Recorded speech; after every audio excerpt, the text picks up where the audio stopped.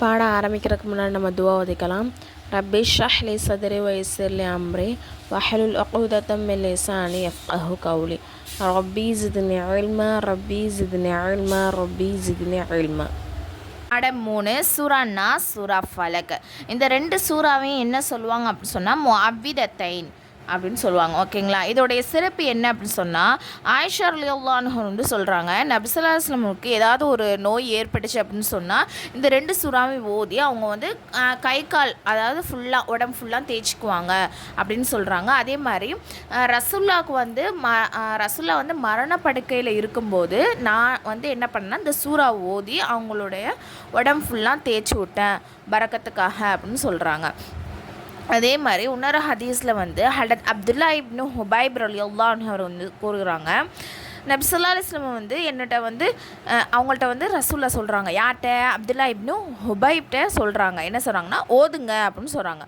அதற்கு அப்துல்லா இப்னு ஹுபைப் வந்து நான் எதை ஓத அப்படின்னு கேட்குறாங்க. அதுக்கு நபி சொல்கிறாங்க, காலையிலும் மாலையிலும் சூரா இஹ்லாஸையும் அவ்விதத்தைன் சூறாவையும் என்னது 3 தடவை ஓதிக்கொள்ளுங்க, நீங்கள் வந்து என்னது சகல தீங்கிலிருந்தும் பாதுகாப்பு பெறுவீங்க அப்படின்னு சொல்கிறாங்க.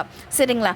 அடுத்த ஹதீஸில் வந்து நபி ஸல்லல்லாஹு அலைஹி வஸல்லம் வந்து ஒவ்வொரு நாளும் நைட்டு படுக்க போகும்போது தன்னுடைய இரு உள்ளங்கையும் ஒன்றாக இணைச்சி என்ன பண்ணுவாங்கன்னா சூரத்துல் இஹ்லாஸ், சூரத்துல் ஃபலக், சூரத்துல் நாஸ், சரிங்களா, இந்த 3 சூறா ஓதி இயன்ற வரை நம்மளுடைய அவங்களுடைய உடம்பு ஃபுல்லாக தடவிக்குவாங்க.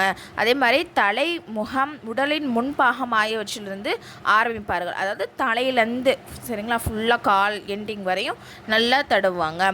இவ்வாறு நபி அவர்கள் என்ன பண்ணுவாங்கன்னா 3 தடவைகள் செய்வார்கள் அப்படின்னு சொல்லிட்டு ஹதீஸில் வருது.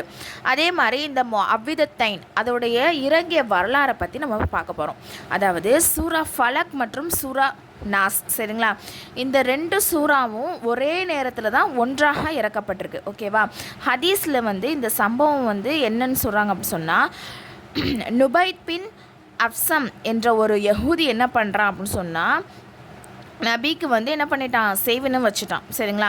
மேலும் எப்பொருளால் செய்வினை செய்தானோ அப்பொருளை ஒரு பேரித்த அதாவது எந்த பொருளை வச்சு அவன் செய்வினை செஞ்சானோ அந்த பொருளை வந்து என்ன பண்ணுறான்னா ஒரு பேரித்த மரக்குலையில் வச்சு என்ன பண்ணுறான்னா ஒரு கிணற்றில் உள்ள பாறைக்குள் என்ன பண்ணிடுறான்னா கீழே வச்சிடறான். சரிங்களா. அவன் செய்வினை செஞ்ச பொருளை அப்படியே வச்சிடறான், பாறைக்கு கீழே போய் வச்சிடறான். இந்த செய்வினையின் காரணமாக நபிசாசுக்கு என்ன ஏற்படுது, அதாவது அல்லாஹ்வுடைய நாட்டத்தின்படி சரிங்களா நோய்வாய்ப்படுறாங்க அவங்க.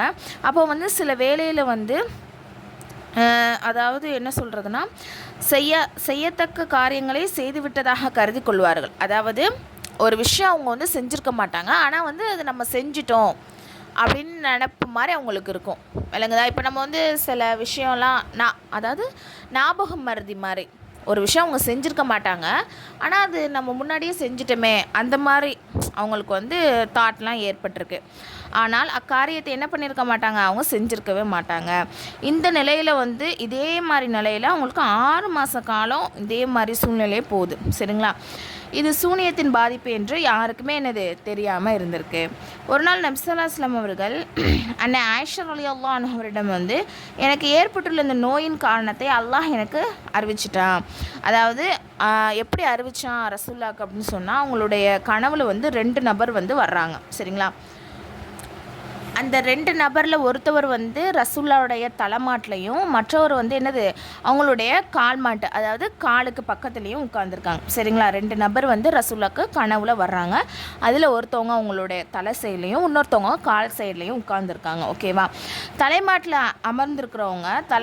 கிட்ட அமர்ந்திருக்கிறவங்க 2 பேர் உட்காந்துருக்காங்க இல்லையா. அப்போ வந்து தலைமாட்டில் உட்காந்துருக்கவங்க கேட்குறாங்க, யார்கிட்ட கேட்குறாங்கன்னா அந்த கால் கிட்ட உட்காந்துருக்காங்க இல்லையா அவங்கள்ட்ட கேட்குறாங்க, இவங்களுக்கு என்ன ஆயிடுச்சு அப்படின்னு கேட்கும்போது கால் கிட்ட உட்காந்துருக்கவங்க சொல்கிறாங்க, இவங்களுக்கு வந்து சூனியம் செய்யப்பட்டிருக்கு அப்படின்னு சொல்கிறாங்க.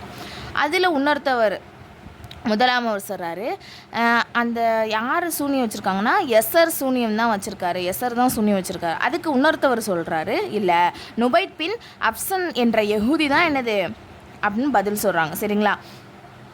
அதுக்கு இன்னொருத்தவர் ஃபஸ்ட்டில் உட்காந்துருக்கவர் சொல்கிறாங்க, கேட்குறாங்க என்ன அப்படின்னா அவர் வந்து எந்த பொருளால் சூனியம் செய்யப்பட்டிருக்கு, உங்களுக்கு வந்து எந்த பொருளை வச்சு சூனியம் செய்யப்பட்டிருக்கு அப்படின்னு கேட்கும்போது அதுக்கு இன்னொருத்தவங்க பதில் சொல்கிறாங்க, ஒரு சீப்பு மற்றும் அதன் பற்களின் என அப்படின்னு சொல்லிட்டு இன்னொரு சொல்கிறாங்க. சரிங்களா?